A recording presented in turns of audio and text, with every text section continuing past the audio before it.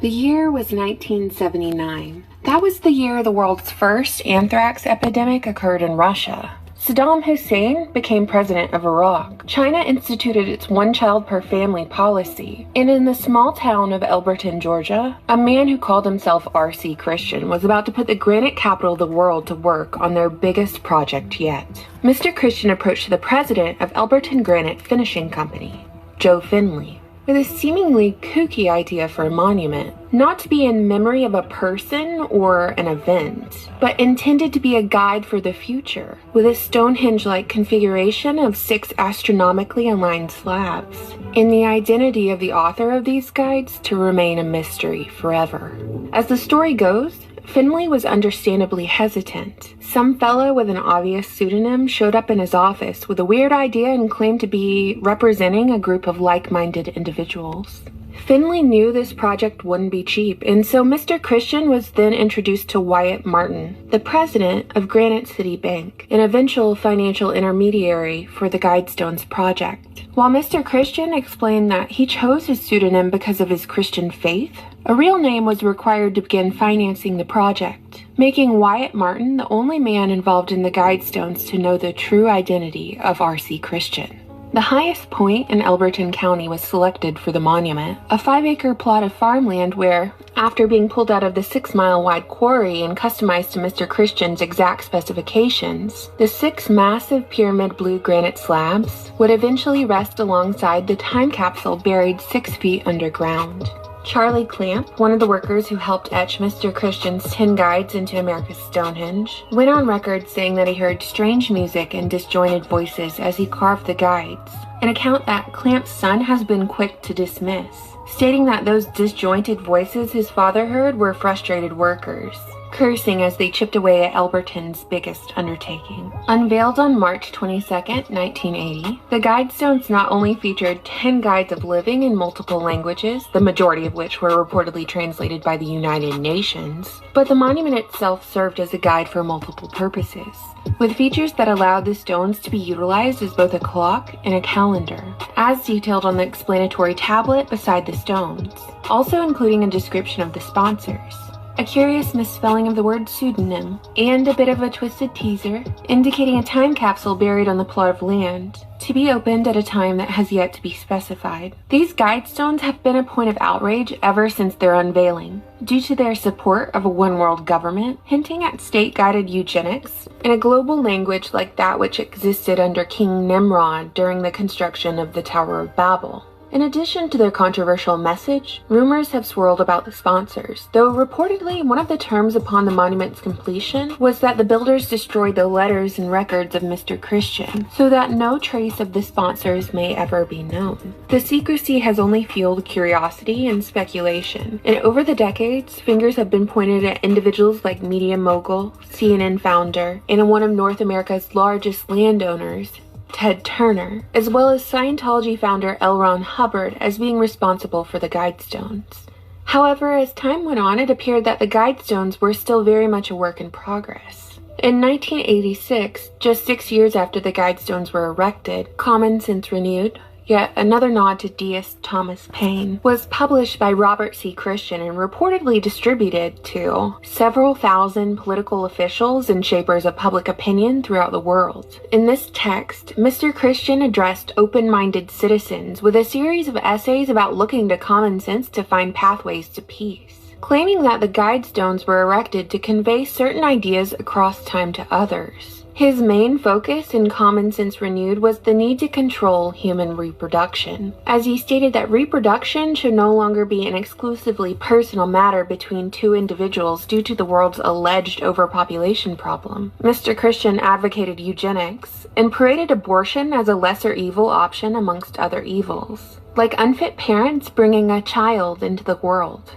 Mr. Christian's philosophy has been criticized as being in direct conflict with what he claims to be, a Christian. Though perhaps the United Nations, who translated Mr. Christian's guides into multiple languages, was a big fan of his essays, because in 1992, the United Nations Agenda 21 was signed by the United States. Agenda 21 is a lengthy document listing goals to be achieved globally, and is the global plan to change the way we live eat, learn, and communicate, with a hefty focus on sustainable development in an effort to save the environment. Sustainable development claims to be concerned with the environment, but there are many indications that this is an agenda to restructure the world's government, making all citizens subject to the global control. More clues that the sponsors haven't abandoned the monument appeared in 2014, when an engraved cube was added to the Guidestones. But not too long after it was added, it was destroyed by the groundskeeper, with pieces of the cube given to filming bystanders.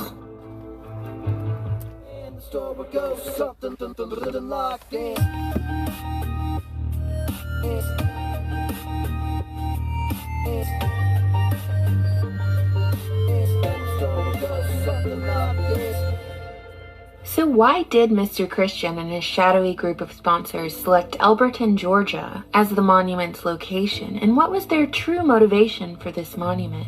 Elbert County is named after Samuel Elbert, a soldier of the American Revolution, governor of Georgia, and admitted Freemason, serving as both a member and Grand Master at 2 different Masonic lodges in Georgia. Elberton is located between Dewey Rose and Sandy Cross, Georgia, 100 miles from Atlanta, the state capital located on the 33rd parallel, in the state where the Federal Reserve came to fruition. The Freemason connection doesn't end there. The monument was built by admitted Freemasons like Joe Finley and his crew. From the astronomical functions to an emphasis on numerology, modern Freemasonry evolved from the guilds of stonemasons of the Middle Ages, and is now the largest worldwide fraternal secret society. It's been dubbed Zionism for Gentiles, because if you eliminate the teachings of Judaism from the Masonic ritual, well, there's not a lot left. But more importantly, there is a direct connection between Freemasonry and the ancient Babylonian mystery religions,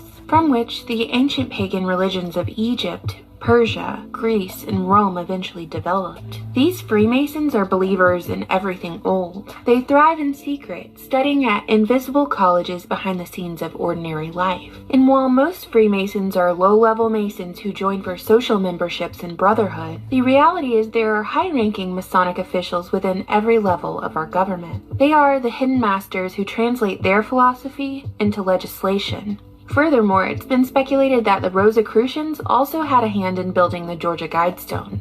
Rosicrucianism is a worldwide brotherhood claiming to possess esoteric wisdom handed down from ancient times, and is closely linked to Freemasonry. Elberton, being located between Dewey Rose and Sandy Cross, Georgia, as well as the RC and RC Christian pseudonym, is our hat tip of a clue that Rosicrucians might have had a hand in building the Guidestones, as these hints reflect their rose and cross symbolism.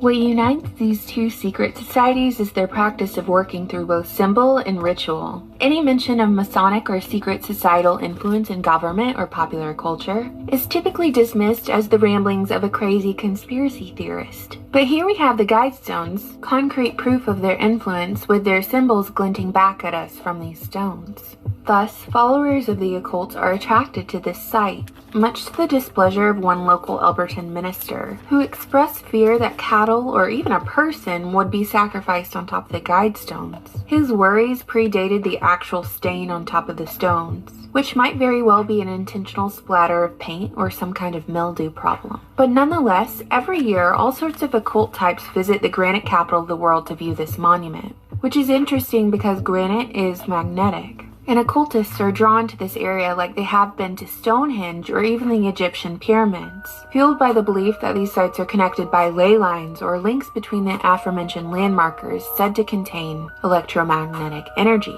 like landmarks on an energy highway of sorts.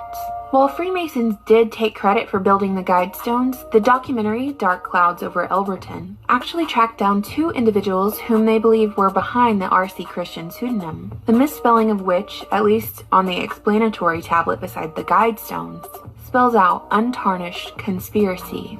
Obviously, major spoilers ahead. Discovered through saved letters in banker Wyatt Martin's old IBM computer case, filmmakers identified friends Robert Merriman and Dr. Herbert Hensey Kirsten of Fort Dodge, Iowa, as the sponsors of the Guidestones.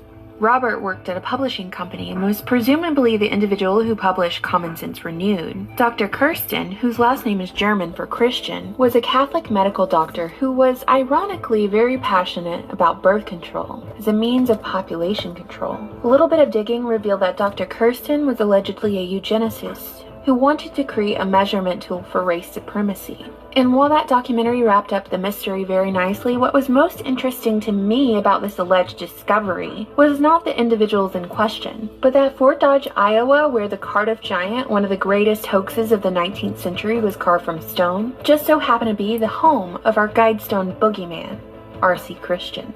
Which brings us to the final part of this video.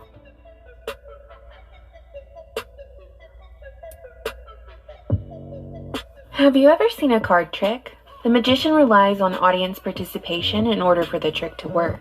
If the audience learns how the trick is done, it's no longer emotionally captivating, entertaining, or really even interesting.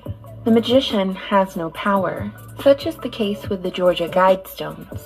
A mystery always holds sway over those who don't understand it. It doesn't matter who built the Georgia Guidestones. There is no Guidestones boogeyman. Because the punchline is, American taxpayers fund the Georgia Guidestones. The land that the Guidestones is on is owned by the government. They want you to talk about the Guidestones boogeyman. This monument is the work of the same mind control cult who pushes their agenda by means of deception and distraction. They leave a never-ending trail of bread and circuses for those they view as human cattle. Cattle who will be herded into divisive debates over American Civil War monuments being torn down, while the Guidestones are left untouched. And these cattle will be prodded into discussing and accepting the depopulation agenda through programming in the form of the latest Marvel's Avengers movie. The goal is for the cattle to love their servitude. The goal is for the cattle to never dream of revolution. To tell you how this trick works, to name this secret, is to destroy it. No dynamite or vandalism necessary. Thank you all so much for watching. You know I always look forward to your comments. Please subscribe and consider supporting my channel on Patreon.